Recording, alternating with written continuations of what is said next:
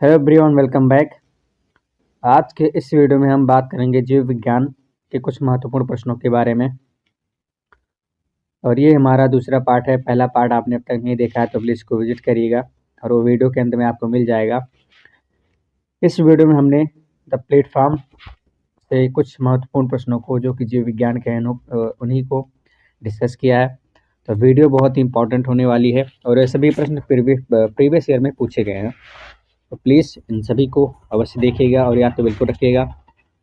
तो नमस्कार दोस्तों, मैं हूं आशुतोष सिद्धार्थ और आपका अपने चैनल पर स्वागत करता हूं। चलिए बिना किसी देरी के उस वीडियो शुरू करते हैं और बात करते हैं अपने पहले प्रश्न की ओर।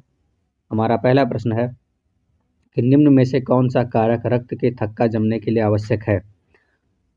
ऑप्शन 1 है विटामिन के, बी कैल्शियम आयन Ca++, और सी क्रिसमस कारक। ठीक है, तो इसमें दिया हुआ है ऑप्शन ए में ए और 2 अर्थात विटामिन के या कैल्शियम आयन जरूरी है, या बी 1 और 3 जरूरी है, या सी 2 और 3 जरूरी है, या डी 1 2 3 जरूरी है। तो इसका जो सही उत्तर हो जाएगा वो होगा डी। ठीक है, क्या क्या जरूरी है? 1 2 और 3 विटामिन के, कैल्शियम आयन ++ क्रिसमस कारक, ये तीनों ही रक्त का थक्का जमने के लिए आवश्यक हो जाते हैं। इस तरह में देख लेते हैं रक्त का थक्का जमने की प्रणाली। Serine प्रोटीयरस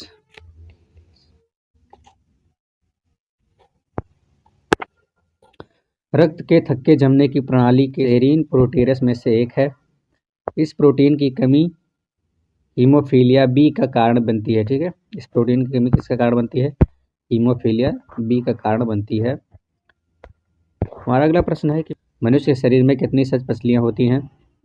option A 10, option B 12, option C 14, option D 16। इसका जो सही उत्तर हो जाएगा वो होगा सी। ठीक है, कितनी पसलियाँ होती हैं मनुष्य के शरीर में? सचपसलियाँ 14 होती हैं। मनुष्य के शरीर में 12 जोड़ी अर्थात 24 पसलियाँ होती हैं, जिसमें 14 सचपसलियाँ हैं। ठीक है, ये हमारा विस्तृत है। और अगला प्रश्न है कि खाद्य श्रृंखला में सबसे ज़्यादा संख्या किसकी होती है? उत्पादक की, या प्राथमिक उपभोक्ता की, या द्वितीयक उपभोक्ता की, या अपघटक की? तो इसका जो राइट आंसर हो जाएगा वो होगा अपघटक। ठीक है, किसकी अधिकता होती है? अपघटक की संख्या सबसे ज़्यादा होती है। हमारा अगला प्रश्न है कि इनमें से सबसे ज़्यादा संख्या अपघटक की होती है।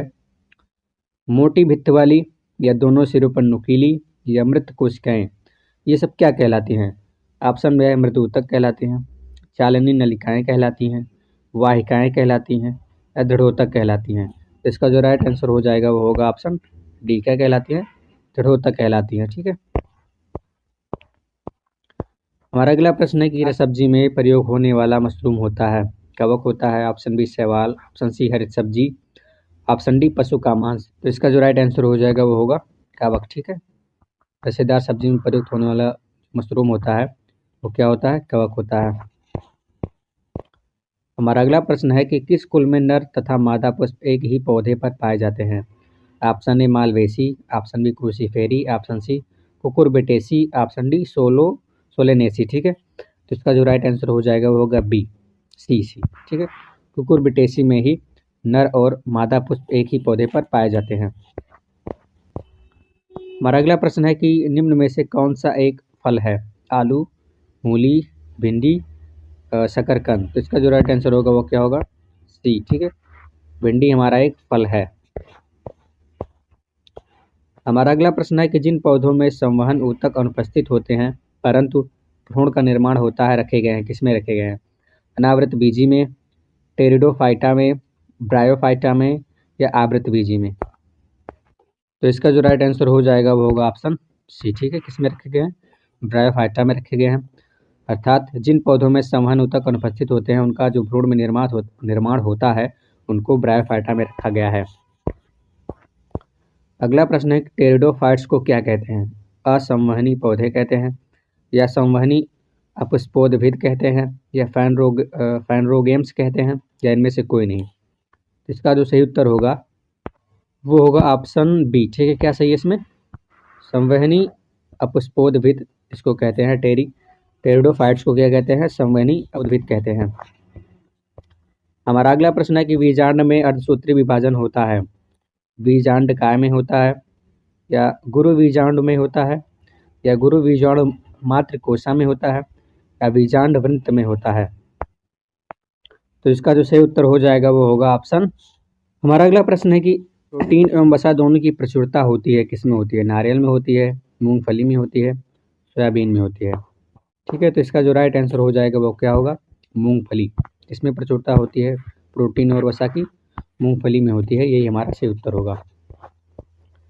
अगला प्रश्न है कि निम्न में से किस फसल में लौह प्रचुर मात्रा में पाया जाता है? जामुन, करौंदा, लोकाट, अमरूद। ठीक है, तो इसका जो सही उत्तर होगा वो क्या होगा? करौंदा। करौंदा में ही लौह प्रचुर मात्रा में पाया जाता है। हमारा अगला प्रश्न है कि गेहूं में रोटी बनाने के गुणों को प्रभावित करने वाला पदार्थ है। ऑप्शन है ग्लूटीन, ग्लोबुलिन, ग्लाइसिन या लाइसिन। ठीक है, तो इसका जो राइट आंसर होगा वो क्या होगा? ग्लूटीन। गेहूं में रोटी बनाने के लिए जो गुणों को प्रभावित करता है वो कौन सा पदार्थ होता है? ग्लूटीन होता है। हमारा अगला प्रश्न है कि क्यूनिन निम्न में से किसकी छाल से प्राप्त होता है? तो इसका जो राइट आंसर होगा वो होगा सिनकोना। ठीक है, किसकी छाल से प्राप्त होता है? क्यूनिन अर्थात कुनैन, इसमें जो सही होगा वो होगा किसकी छाल से प्राप्त होता है? सिनकोना की छाल से प्राप्त होता है। कुनैन कह सकते हैं इसको।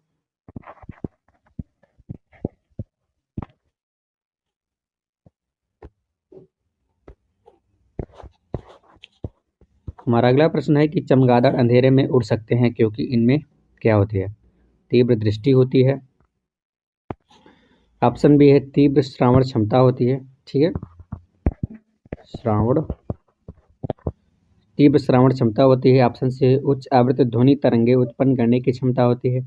या ऑप्शन डी अपने द्वारा उत्पन्न उच्च आवृत्ति तरंगों की प्रतिध्वनि ग्रहण करने की क्षमता होती है। तो इसका जो सही उत्तर होगा वो होगा ऑप्शन डी। ठीक है, अपने द्वारा उत्पन्न उच्च आवृत्ति ध्वनि की प्रतिध्वनि ग्रहण करने की क्षमता होती है, इसीलिए चमगादड़ अंधेरे में उड़ सकते हैं। इनमें आंखें नहीं होती है, देख नहीं सकते अंधेरे में। अगला प्रश्न है कि पक्षियों की हड्डियां होती हैं, लचीली होती हैं, कैल्शियम रहित होती हैं, ठोस व मजबूत होती हैं, या छिद्रयुक्त और वायु से भरी होती हैं? तो इसका जो राइट आंसर होगा वो होगा ऑप्शन डी। ठीक है, पक्षियों की जो हड्डियां होती हैं वो छिद्रयुक्त और वायु से भरी होती हैं। कैल्शियम की बात करें, कैल्शियम जो है सूर्य के प्रकाश में भी पाया जाता है। ठीक है, किसमें पाया जाता है? सूर्य के प्रकाश में भी कैल्शियम पाया जाता है। हमारा अगला प्रश्न है कि मधुमक्खी का इनमें से कौन सा कार्य सबसे अधिक महत्वपूर्ण है? मोम का उत्पादन, पौधों का परागकण, प्रोपोलिस का उत्पादन, या प्रदूषण को रोकना? तो इसका जो राइट आंसर होगा वो होगा पौधों का परागण। ठीक है, मधुमक्खी का इनमें से जो अधिक महत्वपूर्ण कार्य है निम्न में से वो होगा पौधों का परागकण। हमारा अगला प्रश्न है कि निम्न में से कौन सी जोड़ी सही है? Option A apiculture, option B है सेरीकल्चर अर्थात मछली पालन, पीसीकल्चर मधुमक्खी पालन, या एपीकल्चर रेशम कीट? तो इसका जो सही उत्तर होगा वो होगा ऑप्शन ए। ठीक है, एपीकल्चर किससे संबंधित? की पालन से संबंधित है। अगला प्रश्न है कि निम्नलिखित में से कौन सा एक जीव है जो अन्य 3 जीवों के वर्ग का नहीं है? केकड़ा, बरूथी, बिच्छू, मकड़ी? इसका जो राइट आंसर होगा होगा ऑप्शन ए। ठीक है, केकड़ा जो है इन सभी तीनों जीवों के वर्ग का नहीं है। हमारा अगला प्रश्न है कि प्रोटीन में आवश्यक रूप में होते हैं, क्या होते हैं? कार्बन, नाइट्रोजन, हाइड्रोजन, सल्फर होते हैं, या सल्फर, कार्बन, नाइट्रोजन, ऑक्सीजन होते हैं, या कार्बन, ऑक्सीजन, नाइट्रोजन और हाइड्रोजन होते हैं, या सल्फर, हाइड्रोजन, नाइट्रोजन और ऑक्सीजन होते हैं? तो इसका जो राइट आंसर होगा वो होगा ऑप्शन सी। ठीक है, क्या क्या होते हैं इसमें? कार्बन, ऑक्सीजन, नाइट्रोजन और हाइड्रोजन इसमें उपस्थित होते हैं प्रोटीन में। हमारा अगला प्रश्न है कि मास्ट कोशिकाएं किसमें होती हैं? पेशिया में, तंत्रिका तंत्र में, संयोजी ऊतक में, या उपकला ऊतक में? इसका जो राइट आंसर हो जाएगा वो होगा ऑप्शन सी, अर्थात ये जो मास्ट कोशिकाएं होती हैं किसमें उपस्थित होती हैं? संयोजी ऊतक में उपस्थित होती हैं। हमारा अगला प्रश्न है कि इनमें से किस रूप में विटामिन बी कॉम्प्लेक्स कार्य करते हैं? एंजाइम के रूप में, या एंजाइम के रूप में, या हार्मोन के रूप में, या पाचक पदार्थों के रूप में? तो इसके अगर सही उत्तर की बात करें तो इसका जो सही उत्तर हो जाएगा वो होगा option A, vitamin B complex enzyme के रूप में कार्य करते हैं। हमारा अगला प्रश्न है कि मध्यम वसा बनती है ग्लाइकोजन से बनती है, या ग्लिसरील एवं वसीय अम्ल से बनती है, या ग्लूकोज एवं से बनती है, कार्बनिक यौगिकों से।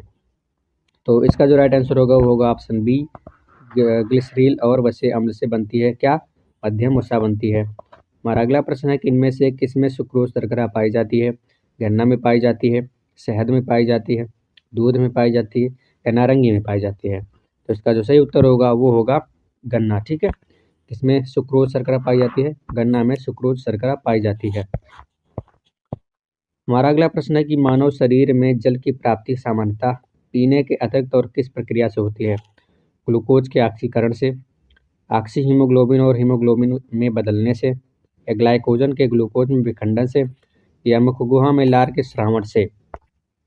तो इसका जो राइट आंसर होगा वो होगा ऑप्शन ए, ग्लूकोज के ऑक्सीकरण से ही शरीर में जल की प्राप्ति होती है, वो भी पीने के अतिरिक्त। हमारा अगला प्रश्न है कि किस विटामिन की अनुपस्थिति में शरीर में कैल्शियम की कमी होती है। ऑप्शन में है सी, बी, टी या ए। ठीक है, तो विटामिन डी की कमी से शरीर में कैल्शियम की कमी होती है, जैसा कि मैंने बताया अभी। सूर्य के प्रकाश में भी कौन सा विटामिन पाया जाता है, डी पाया जाता है। सनलाइट में कौन सा विटामिन पाया जाता है, विटामिन डी पाया जाता है। हमारा अगला प्रश्न है कि क्लोरोमाइसेटिन क्या है। ठीक है, क्लोरोमाइसेटिन क्या है, पूर्तिरोधी है, या पूर्ति अवसादक है, या पीड़ाहारी है, या प्रतिजीवाणुक है। तो इसका जो राइट आंसर होगा वो होगा ऑप्शन डी। ठीक है, क्लोरोमाइसेटिन क्या है, एक प्रतिजीवाणुक है। ठीक है, क्लोरोमाइसेटिन क्या है, एक प्रतिजीवाणुक है। हमारा अगला प्रश्न है कि किस रूप में पची हुई प्रोटीन्स का शरीर में संचरण होता है, एंजाइमों में होता है, वसीय अम्लों में होता है, न्यूक्लिक अम्लों में, या अमीनो अम्ल में। सिंपल क्वेश्चन है, इसका राइट आंसर क्या होगा, अमीनो अम्ल। ठीक है, किस रूप में पची हुई प्रोटीन का शरीर में संचरण होता है, तो अमीनो अम्ल के रूप में इसका संचरण होता है। हमारा अगला प्रश्न है कि पाटेला क्या है, कपाल में स्थित एक पेशी है, हृदय में स्थित एक पेशी है, क्वाड्रिसेप्स की सीसेमयोड अस्थि है, या पैर में पाई जाने वाली अस्थि है। तो इसका जो राइट आंसर होगा वो होगा ऑप्शन डी। ठीक है, पैर में पाई जाने वाली एक अस्थि होती है पाटेला। किसमें पाई जाने वाली, पैर में पाई जाने वाली एक अस्थि होती है पटेरा। गहरी ए और हल्की आई पट्टियां पाई जाती हैं रैखिक पेशियों में, केवल ऐच्छिक में, अनैच्छिक पेशियों में, या अरैखिक पेशियों में। तो इसका राइट आंसर हो जाएगा रैखिक पेशी में। ठीक है, गहरी ए और हल्की आई पट्टियां रैखिक पेशी में ही पाई जाती हैं। हमारा अगला प्रश्न है कि रक्त में रक्त बिंबाणुओं की संख्या कितनी होती है, 1 घन मिलीमीटर में लगभग 3 लाख, या 1 घन मिलीमीटर रक्त में लगभग 50,000, या 1 घन मिलीमीटर रक्त में लगभग 25,000, या ऑप्शन डी है 1 घन मिलीमीटर में लगभग 10,000। तो इसका जो राइट आंसर होगा वो क्या होगा, ऑप्शन है 1 घन मिलीमीटर में लगभग 3 लाख बिंबाणुओं की संख्या पाई जाती है। हमारा अगला प्रश्न है कि प्रमस्तिष्क गोलार्ध का कार्य क्या है, ग्रहण ज्ञान है, या अनैच्छिक क्रियाओं का नियंत्रण है, या श्वसन दर का नियंत्रण है, या चिंतन केंद्र है।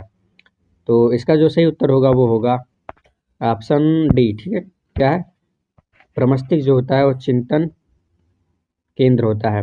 प्रमस्तिष्क गोलार्ध का कार्य क्या होता है, तो चिंतन केंद्र होता था। अगला प्रश्न है कि हमारे शरीर में समन्वयन तंत्र होते हैं, तंत्रिका तंत्र, या रुधिर परिवहन तंत्र, या तंत्रिका एवं एंड्रोक्राइन तंत्र होते हैं, या इनमें से कोई नहीं। तो इसका जो सही उत्तर होगा वो होगा ऑप्शन डी, तंत्रिका में एंड्रोक्राइन तंत्र होते हैं हमारे शरीर में। जो समन्वयन तंत्र होते हैं वो तंत्रिका एवं एंड्रोक्राइन तंत्र भी होते हैं। तो ये हमारा उत्तर हो जाएगा। अगला प्रश्न है कि मोतियाबिंद नामक नेत्र रोग में नेत्र लेंस स्वरूप हो जाता है, अपारदर्शी हो जाता है, या पारदर्शी हो जाता है, या उत्तल हो जाता है। पारदर्शी हो जाएगा तो दिखाई देगा, इसलिए क्या होगा, पारदर्शी हमारा ही सही उत्तर होगा मोतियाबिंद में। ठीक है, ऑप्शन ए इज राइट, अपारदर्शी होता है। हमारा अगला प्रश्न है कि मनुष्य के अंगों में कौन सा एक हानिकारक विकिरणों से सर्वाधिक सुप्रभाव्य है, आँख है, हृदय है, या मस्तिष्क है, या फेफड़े। तो इसका जो सही उत्तर होगा वो होगा ऑप्शन है। ठीक है, आँख जो होती है मनुष्य के अंगों में से हानिकारक विकिरणों से सर्वाधिक सुप्रभाव्य होती है। हमारा अगला प्रश्न है कि उपाचयी दर किसके द्वारा नियंत्रित होती है? पैराथायराइड के द्वारा होती है, या पीयूष के द्वारा होती है, या हृदय के द्वारा होती है, या थायराइड के द्वारा होती है? तो इसका जो सही उत्तर होगा वो होगा ऑप्शन डी। ठीक है, उपाचयी दर जो है थायराइड के द्वारा ही नियंत्रित होती है। Option D is right. हमारा अगला प्रश्न है कि भीम कायता एवं अग्राती कायता किसके कारण होती है? थायराइड के अल्पस्रावन से, पिट्यूटरी के अतिस्रावन से, या थायराइड के अतिस्रावन से, या पिट्यूटरी के अल्पस्रावन से? तो इसका जो राइट आंसर होगा वो होगा पिट्यूटरी के अतिस्रावन से होती है। ठीक है, अधिक स्रावन करेगा तो अधिक भीमकायता शरीर प्राप्त होगी। ये हमारा सही उत्तर होगा। अगला प्रश्न है कि निम्नलिखित में से कौन सा हार्मोन है जो मादा के द्वितीयक लैंगिक लक्षणों के उत्तरदायी हैं? वेसोप्रेसिन है, या थायरोट्रापिन है, या प्रोलैक्टिन है, या एस्ट्रोजन है? ठीक है, इसका जो सही उत्तर होगा वो होगा ऑप्शन डी, एस्ट्रोजन के कारण होता है। ठीक है, अगला प्रश्न है कि फेफड़े की कुल सामर्थ्य होती है प्रवाही वायु तथा अवशेष वायु का योग, या प्रवाही वायु तथा अंतः श्वास आरक्षित वायु का योग, या सजीव सामर्थ्य तथा अवशेष वायु का योग, या उच्चवास आरक्षित वायु तथा अवशेष वायु का योग? तो इसका जो सही उत्तर हो जाएगा वो होगा सजीव सामर्थ्य तथा अवशेष वायु का योग। यही हमारा राइट आंसर होगा। हमारा अगला प्रश्न है कि शरीर के जोड़ों में गठिया रोग निम्नलिखित में से किसके जमाव से होता है? तो इसका जो राइट आंसर होगा वो होगा यूरिया अम्ल। ठीक है, यूरिया अम्ल के कारण जोड़ों में गठिया रोग उत्पन्न होता है। हमारा अगला प्रश्न है कि परिसंचरण तंत्र में रक्त के थक्का का पता लगाने में किस आइसोटोप का प्रयोग किया जाता है? ऑप्शन में आयोडीन 131, कोबाल्ट 60, आर्सेनिक 74, या सोडियम 24। तो इसका जो राइट आंसर होगा वो होगा ऑप्शन बी। ठीक है, डी। किसका प्रयोग किया जाता है? सोडियम 24 का प्रयोग किया जाता है रुधिर परिसंचरण में रक्त का थक्का का पता लगाने के लिए सोडियम 24 का प्रयोग किया जाता है। अगला प्रश्न है कि निम्नलिखित में से किसका उपयोग रक्त कैंसर के उपचार में किया जाता है? आयोडीन 131, सोडियम 24, फास्फोरस 32, या कोबाल्ट 60? तो इसका जो सही उत्तर होगा वो होगा ऑप्शन सी। ठीक है, फास्फोरस 32 का प्रयोग रक्त कैंसर के उपचार में ही किया जाता है। यही हमारा सही उत्तर होगा। हमारा अगला प्रश्न है कि किस कवक का प्रयोग जीन प्रकटन तथा नियमन में किया गया था? राइजोपस, या एल्ब्यूगो, या न्यूस्पोरा, या सिस्टोपस? ठीक है, तो इसका जो सही उत्तर होगा वो क्या होगा? न्यूस्पोरा। किस कवक का प्रयोग जीन प्रकटन तथा नियमन में किया जाता है? तो न्यूस्पोरा का प्रयोग जीन प्रकटन तथा नियमन में किया जाता है। यही हमारा सही उत्तर होगा।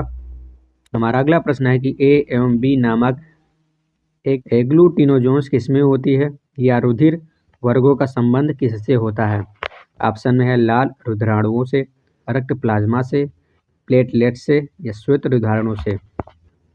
तो इसके आंसर की बात करें तो इसका जो राइट आंसर होगा वो लाल रुधिराणुओं से होता है। इसका संबंध रुधिर वर्गों का संबंध, ठीक है, इससे होता है, लाल रुधिराणुओं से होता है। हमारा अगला प्रश्न है कि बहुगुण एलीलवाद किस लक्षण की आनुवंशिकी का नियंत्रण करता है? वर्णांधता का, या रुधिर वर्ग का, या हंसिया का रुधिराणु एनीमिया का, या फिनाइल कीटोन्यूरिया का? ठीक है, तो इसका जो राइट आंसर होगा वो क्या होगा? रुधिर वर्ग का। ठीक है, बहुगुण एलीलवाद किस लक्षण की आनुवंशिकी का नियंत्रण करता है? तो रुधिर वर्ग का नियंत्रण करता है। यही हमारा सही उत्तर होगा। अगला प्रश्न है कि वह जीन जो वाई गुणसूत्र के असमजात खंड में होते हैं कहलाते हैं, क्या कहलाते हैं?